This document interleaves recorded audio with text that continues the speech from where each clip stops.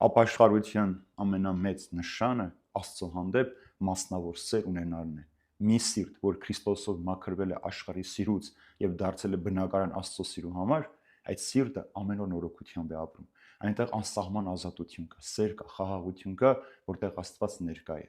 Երկրորդ սիրելիներ, պտուղներից մեկը այն է, որ ցույց է տալիս մեր կյանքի փոփոխությունը։ Աշխարհի սերը ունեցող մարդու առաջին նպատակը իր երկրավոր կյանքը ապահովելն է։ Իսկ ապաշխարած մարդու առաջնահերթությունը դառնում է հավիտենական կյանքը ապահովելը։ Այսինքն ապաշխարության միջոցով մեր կյանքի առաջնահերթությունները, երազանքները, նպատակները փոխվում են, որովհետև մենք սկսում ենք ոչ թե աշխարհի համար ապրել եւ աշխարհով ապրել, այլ աշխարհն օգտագործում ենք հավիտենական կյանքը շահելու համար։ Երրորդ ապաշխարության պտուղներից մեկը խաղաղությունն է։ Մեղքը խռովեցնում է մարդու հոգին, մեղքը մարդու մեջ անհանգստություն է բերում, բայց երբ որ դու խոստովանում ապաշխարում ես, քո ներսում խաղաղություն է տիրում։ Դրա համար է Հիսուս ասում. իմ խաղաղությունը վերցրեք, որ այս աշխարհից չէ, այս աշխարհը չի կարող տալ, որպեսզի ձեր սրտերը չխռովեն եւ դուք չվախենաք։ Երբ որ դու ապաշխարում ես, Տիրոջ խաղաղությունը հանգչում է քո վրա, եւ այլևս ոչ մի բան, ինչ էր որ պատահի քո շուրջը, քո խաղաղությունից քեզ չի զրկում։ Հաջորդ պտուղը սիրներ բարեգործությունն է։ Ապաշխարող մարդը պետք է նաև բարեգործ լինի,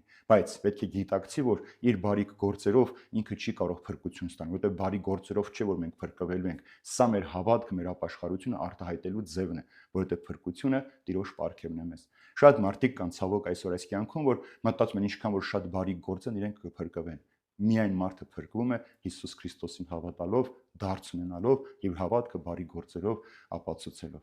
Հաջորդը սիրելիներ, աղքատի հանդեպ մեր վերաբերմունքն է։ Երբ որ մի ժամանակ մենք զզվում ենք աղքատից կամ արհամարհում ենք, մենք չենք ուզում նրա շփվել, որևէ բանով օգտակար լինել, ապաշխարող մարդը պետք է անպայման Հիսուսի պես ոչ միայն տեսնող աչք, այլև գթացող սիրտ ունենա։ Երբ որ դու տեսնում ես մեկին, որ կարիքի մեջ է, անտարբեր չպիտի անցնես։ Դու պետք է անպայման այդ մարդուն կողքը լինես, որտեղ Հիսուս ինքն է ասում. սոված էի, քաղցած է, ինձ այցի եկավ, ինձ կերակրեցիք, եւ դա Տերը ում հանդեպ որ մենք անում ենք, համարում է, որ իր հանդեպ ենք արել։ Եվ վերջապես պտուղներից մեկը այն է, որ եւ ում հանդեպ ինչ ապաշխարություն որ ոխ ունեինք, ախորժելի չէր այդ մարդկանց հետ նստել, խոսել, հիմա մենք փորձում ենք այդ մարդկանց սիրել եւ այդ մարդկանց աղոթել։ Եթե որևէ մեկին ատում ենք, հիմա պիտի փորձենք այդ մարդկանց սիրել եւ այդ մարդկանց համար Տիրոջն աղոթել, որպեսզի նրանք էլ Տիրոջը ճանաչեն։ Եվ շատ այսպիսի բազում պտուղներ կարող ենք ապաշխարության թվարկել։ Մեկ բան հասկանալի պետք է լինի. ապաշխարող մարդը այլևս հին մարդու պես չպիտի ապրի։ Նոր մարդ պիտի դառնա Քրիստոսով զգեստավորված, Քրիստոս սիրով լեցուն, իր սիրտը բացված եւ մասնավոր սիրով Աստծո հանդեպ լցված